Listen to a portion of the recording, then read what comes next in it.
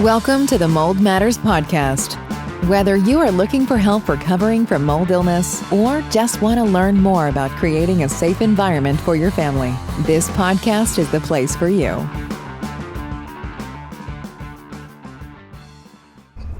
Hello, everyone. Welcome to another podcast of Mold Matters. I'm your host, Jeremy Evans, along with Mike Adams. How are you today, Mike? I am great. Good to be here. Yeah, good to be here. It's been a couple of weeks. Yeah, it's been a few weeks. Yeah. Been busy remediating mold. And Yes, we you've been have. busy helping train people to remediate mold, correct? Yes. And out of Yeah. town, so I'm back in town. Mike, I was actually talking to someone just yesterday.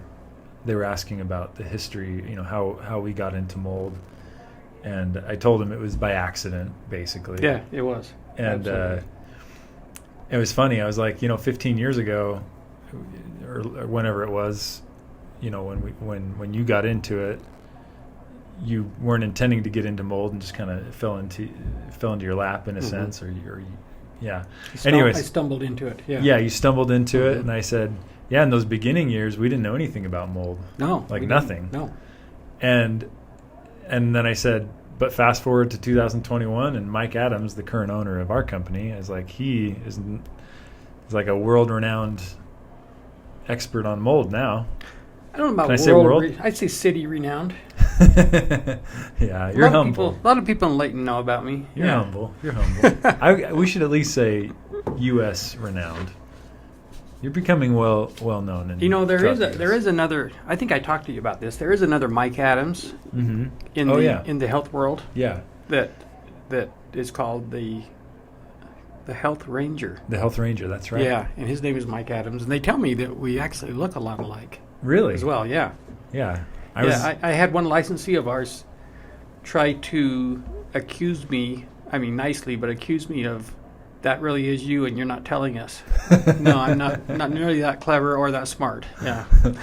Well, I was filling in for you a couple weeks ago, being a guest on a podcast for a health practitioner, Uh-huh. and a caller called in wondering if you were Mike Adams, the Health The Ranger. Health Ranger. Yeah. And I had to say no, and then he kept going off on Mike Adams, the Health Ranger. But Uh-huh. so yeah, you'll catch up to him in popularity. Yeah. We will. We'll come together, the two of us. Yeah. We've digressed sufficiently, Mike. Okay. I think we'd like to introduce our topic. Yeah, Today. I would like you to pronounce it instead of me. Well, it's not as bad as Serratia marcescens that we had to practice for Right. like a week. Right. But today we're going to be talking about, let's not even talk about the F word right now. The F word? Yeah. Efflorescence. Yes. We call it the F word. Yeah. Efflorescence is not the only thing we're going to talk about. I guess Right. if we put an umbrella over what we're going to talk about today, the topic matter would be things that look like mold but aren't. Right. We run into that a lot. Customers will call us and they'll be worried about, something that they can't identify. Uh-huh. I don't know if this is a good time to tell this story, but we did have a story. It was actually Brandon from our office went out on a bid, and the lady had some white stuff right below her washing machine, and she was worried that it was mold, and she had read enough about mold to know she shouldn't disturb it, until she knows what she's dealing with. So she called us, and Brandon went out to talk to her, and he looked at it, and the way he tells the story, he just kind of picked up a little bit between his fingers and smelled it, and he said, "That's Tide detergent." So In powder form? in powder form, yeah. Thought it might have been a white mold. She right? thought it might have been a white mold, which, Yeah. yeah. Well, but that's a good point. I mean, so many people think green and black and gray for mold that they Yeah. never even suspect white mold. That's true. That's And true. so- and that also makes it really, really hard to find sometimes, Yeah. because you're looking for the black in a home, especially if somebody's sick in the home and you're trying to figure out, do I have, a elevated mold load? Mhm. Yeah. And I did a house. I can't remember if I told this story before, but I did a house where I could not see a thing anywhere, and I looked really, really hard throughout the whole home. Uh-huh. And finally, I got into the crawl space and kind of laid on my back and was scooting along. And the crawl space was only 2 or 3 feet clearance. Oh, wow. But underneath the floor was insulation batting that had the paper covering on it. And it had white splotches everywhere. So that home did have an elevated mold load. It just happened to be a white mold. Yeah.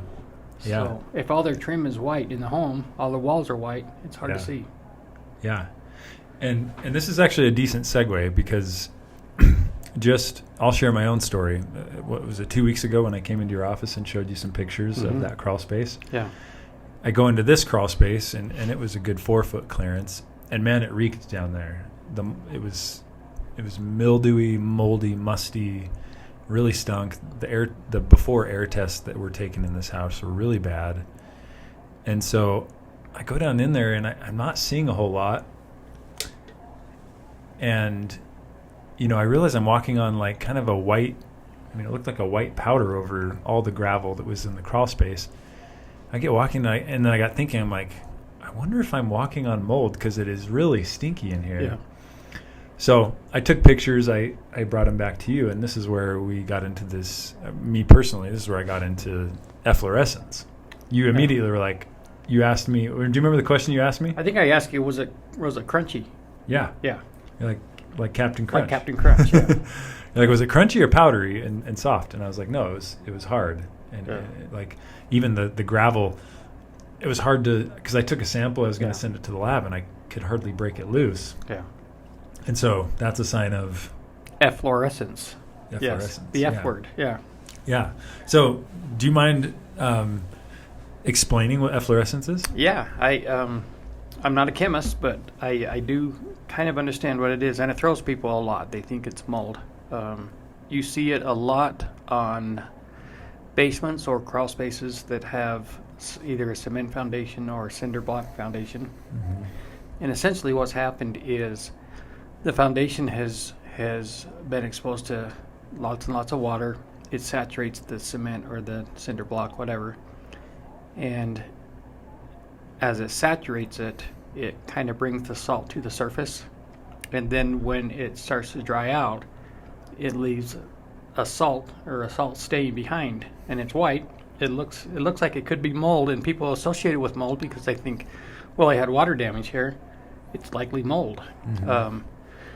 The only thing I will say about that, or the one thing I will say about that is, generally speaking, cement is a really poor food source for mold.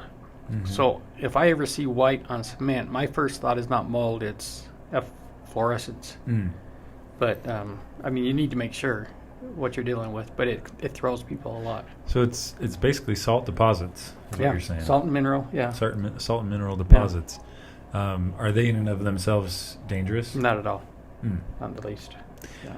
Yeah, and I will say, kind of piggybacking off what you said, in this particular situation in this crawl space, yes, indeed, it was not mold, but what we determined is there was a flood of this crawl space from a broken sprinkler line just outside the house, and it flooded there.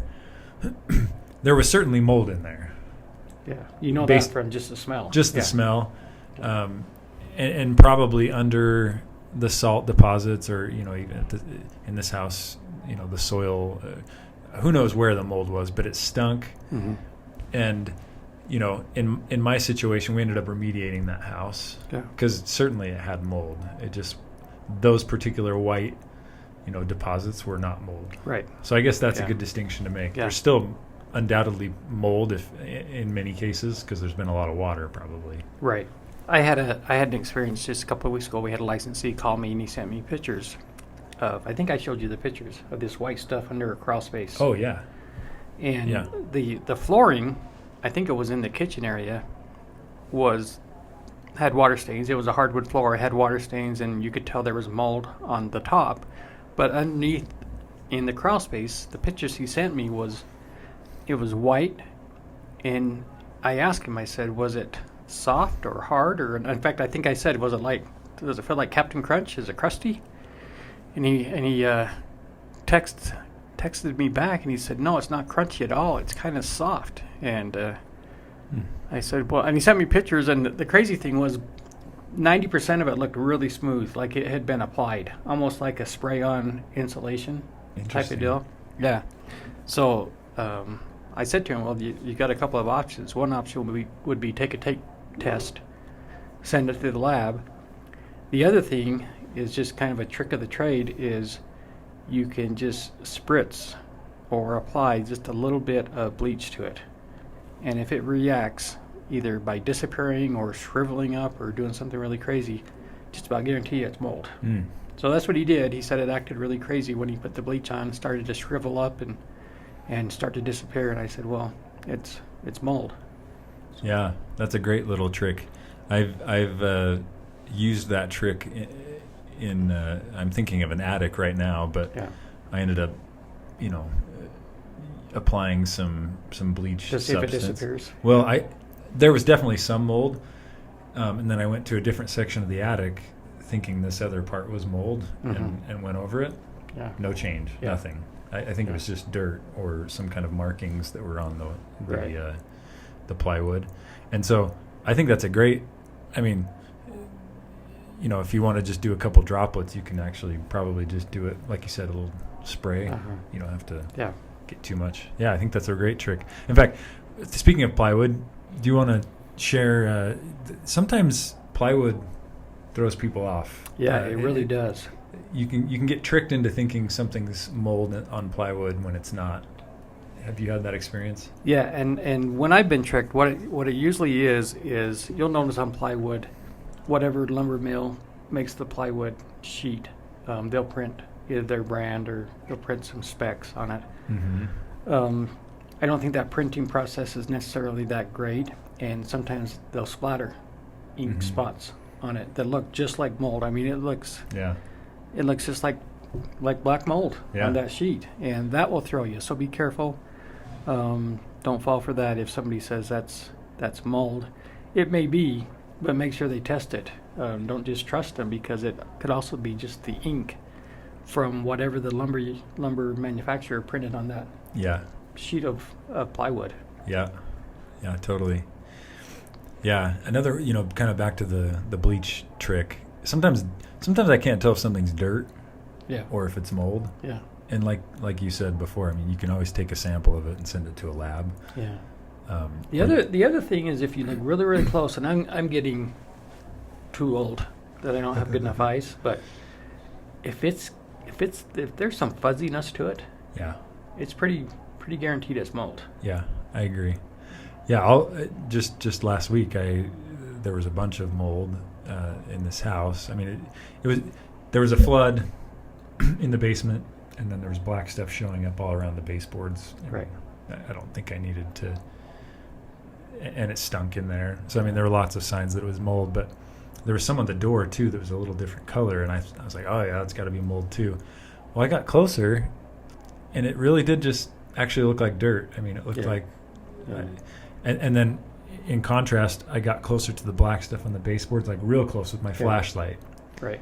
And yeah, I could see just little fuzzies. Yeah, there's nothing in nature that's going to make those little fuzzies except for mold. Yeah. So. And that's maybe not even a foolproof test either, because some mold doesn't look fuzzy. Right. But often it is, and that's a good way to figure out if it is mold or not. Yeah. Another thing, a false mold. I don't know if that's even a good way to say it, but we've done a previous podcast on bacteria. Sometimes you think bacteria is mold. And yeah, especially in bathrooms. Yeah, you see it a lot, and not from our standpoint and the way we remediate, it doesn't matter to us. I mean, whether it's bacteria or whether it's mold, our process is going to take care of the problem. Yeah, but it is important to understand that bacteria can, just as mold emits mycotoxins, bacteria emits endotoxins, and I guess more accurately exotoxins that can be pathogenic as well. Yeah, so the Serratia marcescens that we talked about, kind of pink and orange. There's another one. We were just talking to our microbiologist friend last week, and he said there's another... Dr. Crook. Dr. Crook. Yeah. He said there's another common mold that's in bathrooms, and I can't remember the name. I can't remember the name either. But he said it's often pink and orange as well, but it's not Serratia. So, I mean, from a health standpoint, I don't know that it matters, but if you were to take a sample of that orange stuff, send it to a microbiology lab and tell them to do a mold test, it would come back negative, Right. but there's still probably a health, problem. Yes. The whole health of the home isn't ideal. Yeah. So, yeah, that's a good one. Another one, we could maybe mention, just water stains and water damage signs. I think they're a good indicator that there's potential. There's probably some mold, but actually thinking of this basement or this crawl space I was talking to you about, you could see exactly where the water line of the flood was, Right. Because it went all the way around the baseboard, and when it receded, that efflorescence was left behind the salt. But that's pretty common. It's lucky. Water will leave its mark in many cases. Yeah, it's almost like, I don't know if this is a good example or not, but it's almost like a bathtub ring, Yeah. right? So the water's going to recede eventually, but dirt or oils or whatever Rust, maybe. sits on top. Yeah, dust sits on top, and it's going to leave a water mark on there. Yeah. And so, I think that's not mold necessarily. Sometimes rust, I see rust quite a bit too, and that's not necessarily a mold. So I think being fooled into thinking that's mold isn't good, but in the same vein, it's probably telling you there's some mold somewhere. Yeah. It may be behind that wall, or it may be not even visible yet. Sometimes mold takes a while to become visible. It just kind of stays in that small, invisible spore form. The colonies are small.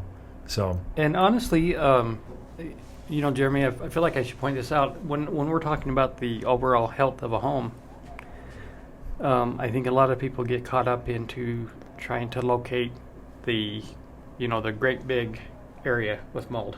Yeah. And sometimes it's not like that. Sometimes you can have a really, really heavy or high mold load in a home, and it's the cumulative effect of a bunch of little areas of the mold.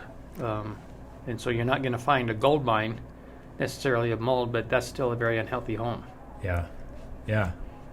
I totally agree. I was just thinking this morning on the way here in my truck, I was thinking, when people start getting sick in their homes and they don't see it, they don't see the mold, their first reaction because of TV is, oh, it must be behind my walls because I can't see it.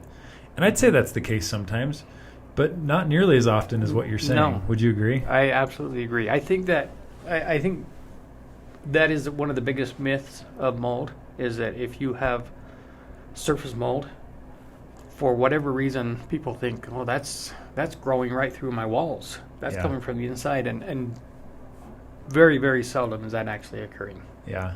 Yeah, way less than people think. Yeah. There's the horror stories of you open up the wall and it's everywhere. Right. But usually it's just everywhere in those little pockets and factories that you always talk about throughout the house. Yeah.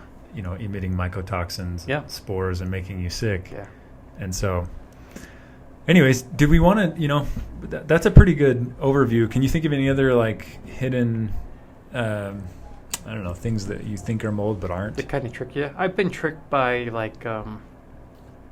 a smoker's home where the house was purchased by a company that flips homes, and they went through and just repainted everything, and then the smoker cigarette stains from the tar or the nicotine starts to work itself back to the surface, kind of. And I don't know the physics or the science of how that works, but I know it's a problem. Yeah. And if you don't seal, when you're repainting a smoker home, if you don't seal it correctly, it's going to keep bleeding back through that tar stain. It's not obviously not mold, but it can throw you something. It's a stain, and so that's one of the first thoughts you have is that mold growing there? Oh yeah. Interesting. Yeah. And then, we talked yesterday a little bit. We were having a conversation about mold versus mildew. Right. Some people say, it's pretty common. Hey, can you tell me if this is mold or mildew? If it's mildew, I'm not worried about it. Yeah, I like this one. That's just mildew. Don't worry about that. I like that one a lot. Yeah. That's usually a landlord or a property owner trying to downplay the significance of the mold. Yeah. Yeah, I've looked at that. That's just mildew. Yeah. That's just completely false. Yeah. If it's mildew, it's a fungus that's not good, right? Right. I Right. mean, And it really, in fact, you and I were talking about this. I don't think mildew is a word that should ever even be used when talking about indoor mold or indoor environment at all. Mildew is a powdery mildew that happens on plants in the agricultural world. Mildew's not really a thing that happens inside a house. If you think you have mildew in your home, you don't. You have mold in your home. Yeah. Yeah. Yeah. So I guess if you find mildew in the home, that's not a false mold. I know growing up, my mom used to say those towels smell mildewy. Yeah.